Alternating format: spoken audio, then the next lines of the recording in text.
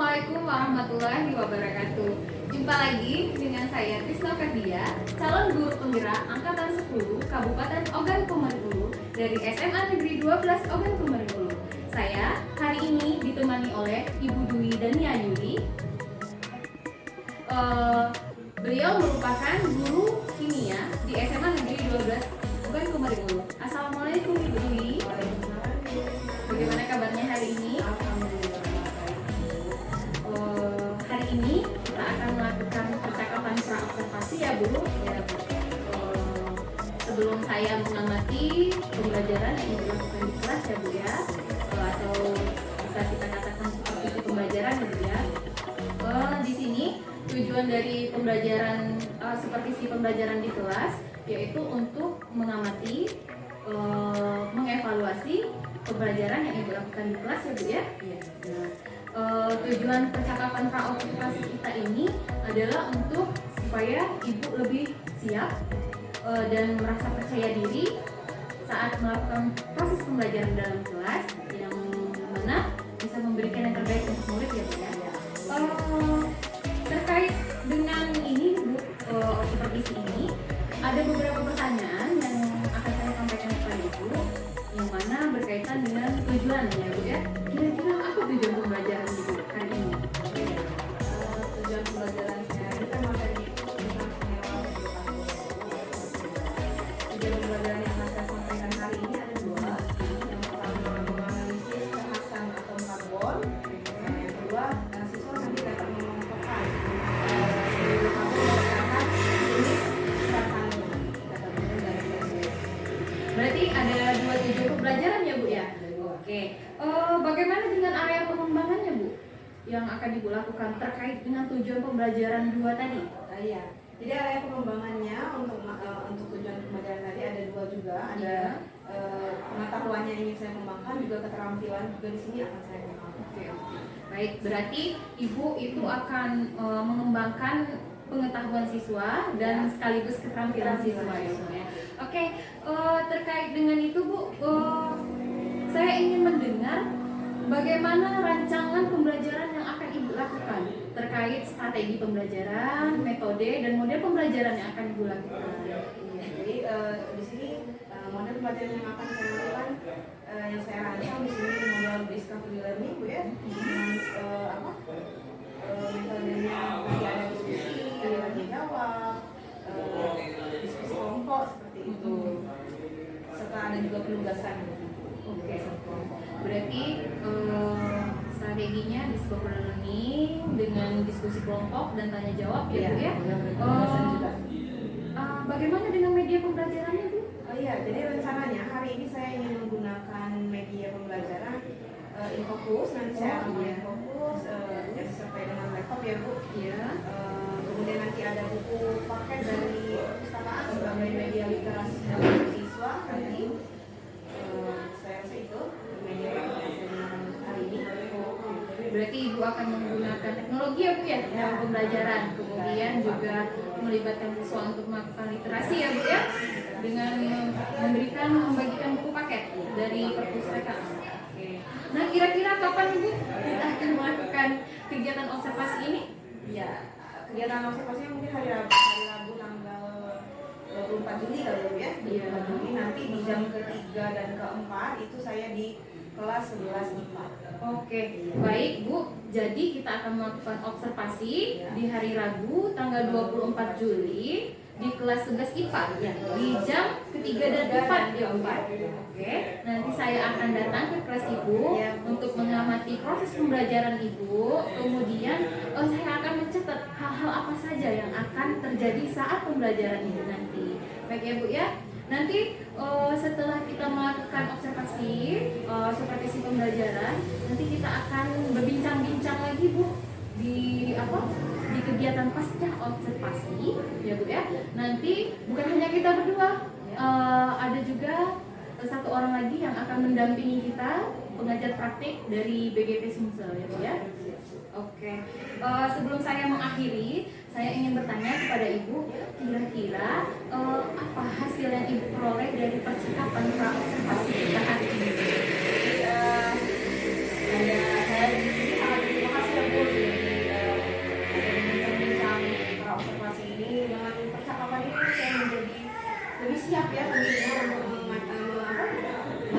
pembelajaran materi ini, karena di sini saya sudah tahu tujuan pembelajarannya apa, yang sudah saya rancang itu strateginya apa. Jadi saya lebih siap dan lebih percaya diri untuk melaksanakan pembelajaran hari ini. Semoga nanti pembelajarannya akan sesuai dengan apa yang sudah saya rancang. Iya Bu. Baik Ibu, terima kasih ya Bu ya atas waktunya, sehingga kita bisa berbincang-bincang pra-observasi ini ya Bu ya. Semoga saat kita melakukan supervisi nanti Ibu tidak nervous ya Bu ya, percaya diri karena memang sudah dipersiapkan dengan matang ya Bu ya. Sampai jumpa di kelas nanti ya Bu ya, untuk saya mengamati proses pembelajaran yang Ibu lakukan. Demikianlah percakapan pra-observasi hari ini. Sampai jumpa lagi untuk kegiatan berikutnya, yaitu observasi dan pasca observasi. Wassalamualaikum warahmatullahi wabarakatuh. Terima kasih ya Ibu. Sama-sama Bu. Assalamualaikum warahmatullahi wabarakatuh. Assalamualaikum warahmatullahi wabarakatuh. Kita mulai deh. Nomor atau matematikanya. Yuk kita ingat lagi pelajaran kelas 1. Nah, itu nomor. Nah, kan nomor apa sama dengan jumlah ya, Lek? Ya, ada yang bisa mengkonfigurasikan 6 ini?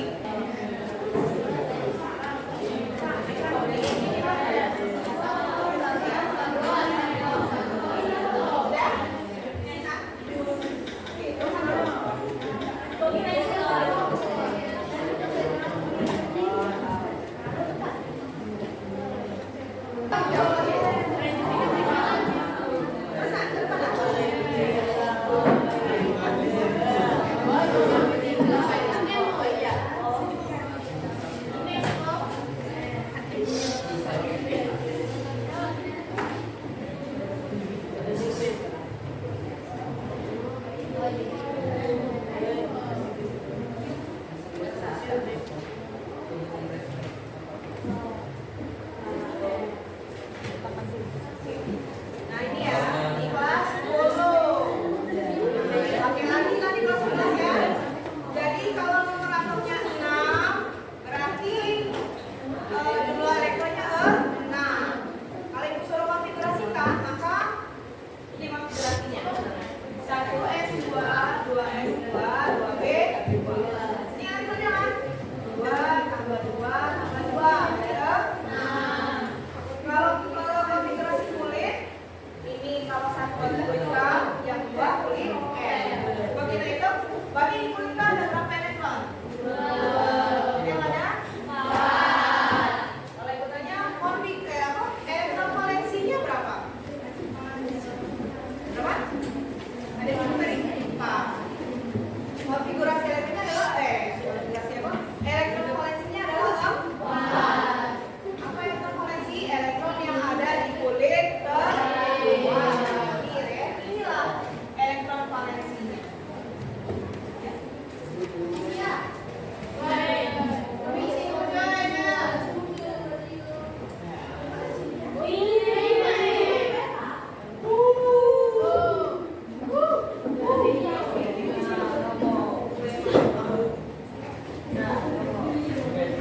Nah, apa hubungannya dengan tadi yang kamu sebutkan ciri khas atau karbon itu bisa mengikat 4 elektron lain?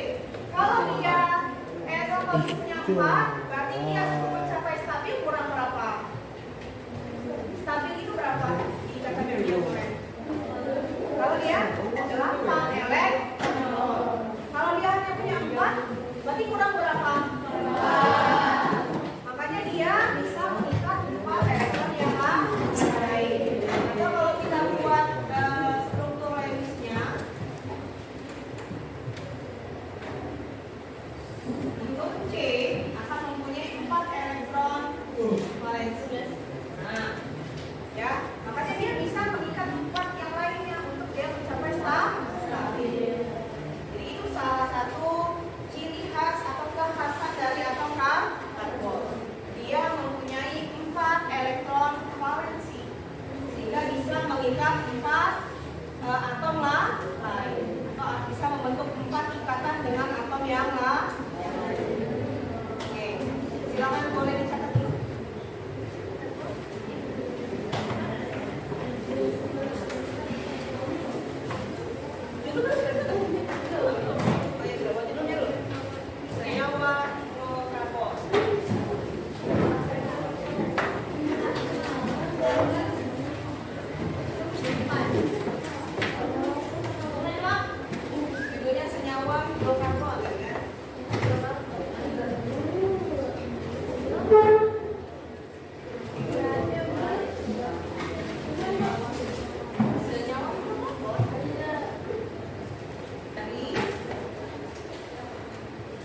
karbon dan hidrogen.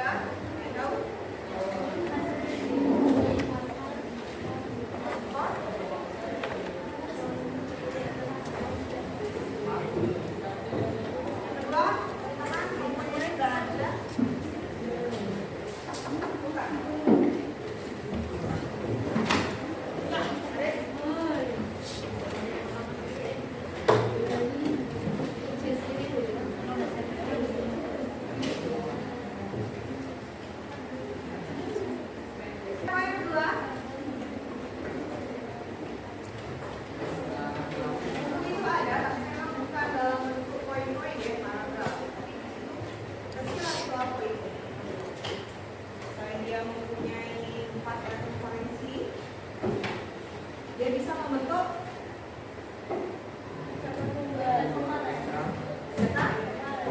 valen. Ya. Apalagi?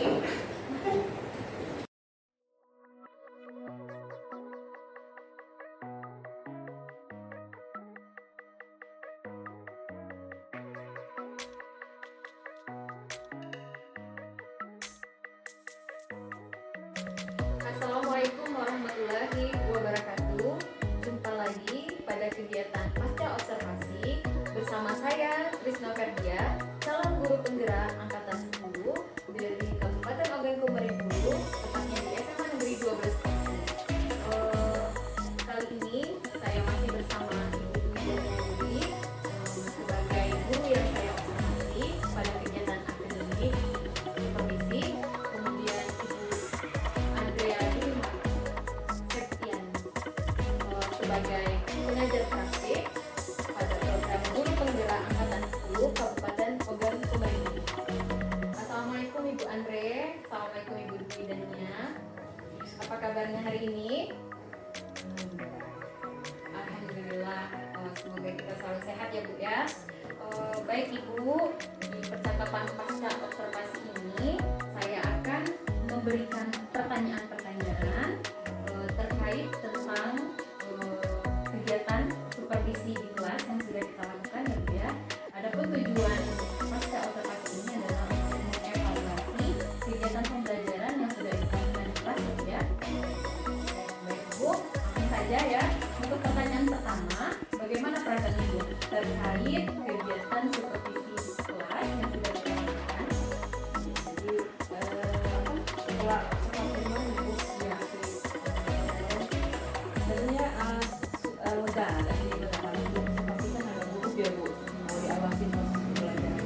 Namun sudah observasi, saya merasa lega sudah selesai observasinya dan tentunya saya senang sekali Bu, karena saya mendapatkan kesempatan untuk diamati proses pembelajarannya, direfleksi, sehingga saya bisa mengetahui apa-apa saja kekurangan saya pada saat pembelajaran dan bisa saya perbaiki untuk selanjutnya. Alhamdulillah ya Bu ya. Rasa lega ya. Kalau diamati itu lebih enak ya Bu ya, biar kita tahu ya Bu ya. Baik Ibu, bisakah Ibu ceritakan kembali area pengembangan apa yang Ibu lakukan saat pembelajaran atau tahapan-tahapan langkah-langkah yang Ibu lakukan saat pembelajaran di kelas? Iya, jadi yang pada saat observasi kemarin area pengembangan yang saya ambil itu ada 2 kemarin ya Bu, ada pengetahuannya tentunya saja dan keterampilan juga di sini saya kembangkan. Langkah-langkahnya kemarin yang saya lakukan itu kegiatan intinya saya itu membagi siswa menjadi beberapa kelompok belajar, kelompok kerja.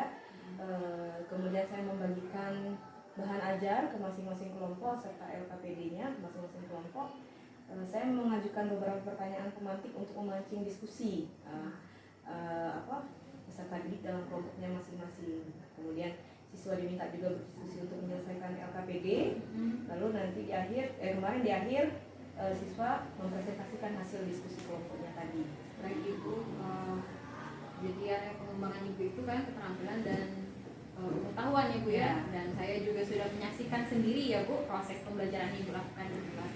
Jadi menurut Ibu ini ya, sudah sejauh mana perkembangan area pengembangan yang Ibu lakukan ini? Apakah menurut Ibu sudah berhasil kah atau belum menurut Ibu? Untuk tingkat keberhasilan saya rasa sudah cukup berhasil, tapi memang belum terlalu maksimal Bu. Saya lihat kalau dari segi seperti keterampilan siswa atau peran siswa dalam diskusi itu masih ada yang belum aktif seperti itu Bu. Iya. Kalau seandainya ya Bu ya, kalau kita masukkan ke angka dari 1 ke 10 kira-kira nih itu sudah di angka berapa? Mungkin kalau kita angka seperti itu baru sampai 7 kayaknya ya Bu ya. Karena kemarin masih belum terlalu maksimal. Ibu belum merasa maksimal ya Bu ya. Ibu pengennya tuh sampai ke 10 ya Bu kalau bisa ya maksimal. Baik Bu, menurut Ibu ini apa sih kekurangan sehingga Ibu merasa itu di angka 7 tadi? Nah, kenapa tidak angka 10 gitu? Nah, apa kendala-kendala yang ada saat ini? Kalau dari segi prosesnya ya Bu, kemarin saya itu kan pengennya seluruh siswa itu aktif dalam diskusi kelompok itu tadi. Tapi saya amati masih banyak siswa yang hanya masih pasif di dalam kelompoknya, untuk berperan aktif seperti itu, untuk menyampaikan pendapat-pendapat di dalam diskusi. Kemudian kemarin juga ada kendala sedikit Bu, saya sebenarnya mau menggunakan media teknis mati listrik pada saat observasi kan, jadi tidak terjadi saya gunakan, jadi kembali lagi ke metode lama, ada sedikit ceramahnya seperti itu. Saya pikir memang metode ceramah yang Ibu gunakan waktu Ceramah pasti ada, tapi kemarin sebenarnya ada media yang mau dipakai tidak jadi. Oke. Jadi kira-kira nih apa sebab ini? Kalau kayak media tadi mungkin karena memang kendala teknis ya Bu ya, tidak bisa kita kita prediksi. Tetapi setidaknya Ibu memiliki langkah-langkah alternatif ya Bu ya, kalau misalnya mau menggunakan media dan saat ketemu kendala teknis ya Bu ya. Nah, kalau misalnya kayak siswa tadi yang pasif, menurut Ibu apa sebabnya bisa terjadi siswa yang tidak tadi pasif yang tadi? Dan kan kemarin sudah kita refleksi sama-sama ya Bu. Dalam pembelajaran saya itu mungkin belum ada diferensiasi proses kali ya Bu ya. Kemarin siswa itu belum diberi peran masing-masing di dalam kelompoknya. Jadi hanya siswa-siswa tertentu saja yang aktif seperti itu, karena tidak satu-satu diberi peran masing-masing dalam diskusi tersebut. Nah, kemudian mungkin belum ada juga kesadaran, kan di sini kan kemarin saya sudah Ibu ajarkan tentang KSE gitu ya Bu ya. Nah, kemarin tuh ternyata dalam pembelajaran saya itu belum muncul aspek-aspek KSE di dalam diri siswa itu. Jadi mungkin itu saya belum memberikan motivasi siswa untuk memunculkan aspek KSE tadi di dalam pembelajaran saya. Sebelumnya Ibu Dwi sudah mengenal istilah diferensiasi atau KSE Bu? Saya mungkin sudah pernah membaca, tapi mungkin tidak secara rinci seperti itu ya. Saya belum terlalu mengenal detailnya bagaimana diferensiasi sama KSE ini juga saya baru tahu kita bercakap pasca ya Bu ya. Oke. Kemudian ini Ibu Dwi sudah tahu kan Bu sedikit banyak tentang diferensiasi sama KSE ya Bu ya. Setelah sama percakapan kemarin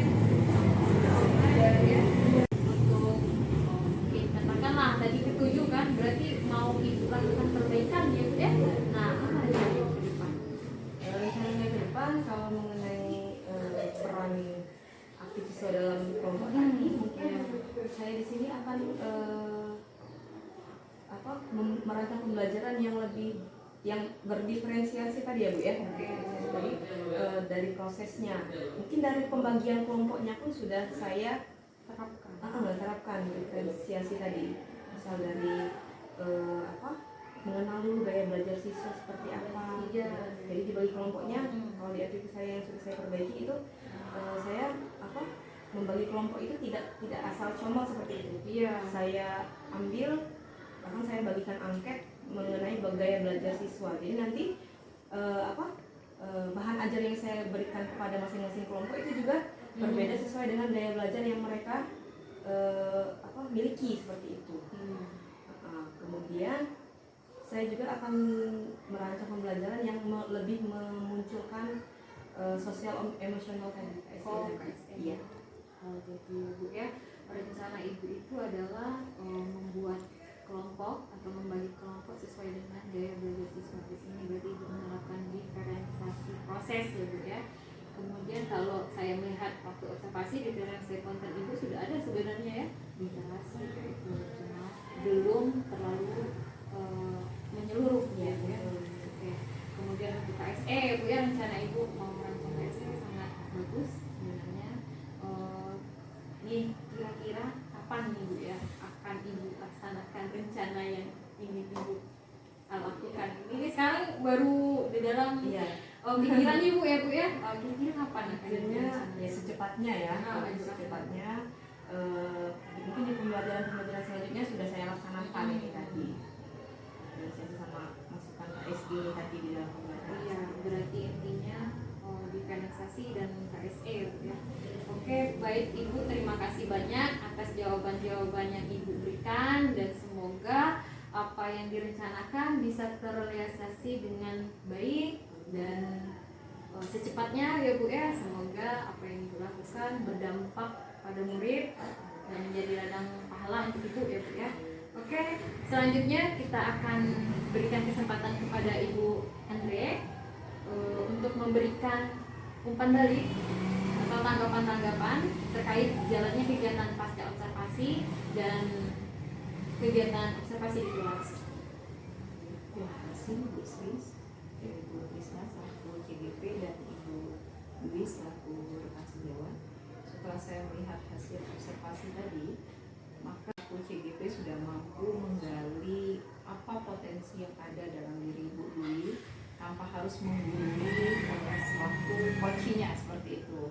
Dan selanjutnya juga proses dari umpan baliknya sudah berjalan dengan baik dan Bu Trisna selaku DDB berperan aktif pada saat pas observasi bagaimana bisa memberikan masukan-masukan untuk rekan sejawat tadi bahwa disebutkan Bu Dwi mau melakukan KSE yang akan dikembangkan dalam pembelajaran. Itu saja dari saya selaku pengajar. Terima kasih. Baik Ibu, terima kasih banyak atas umpan balik dan tanggapannya yang diberikan pada kegiatan pasca observasi ini. Akhirnya rangkaian supervisi akademik ini selesai, dimulai dari kegiatan pra observasi, kemudian observasi di kelas ya Bu ya, sama pasca observasi yang hari ini kita lakukan. Saya ucapkan terima kasih sebesar-besarnya kepada Ibu Andre dan Ibu Dwi yang sudah membantu dalam proses pelaksanaan supervisi akademik ini. Saya akhiri, wassalamualaikum warahmatullahi wabarakatuh.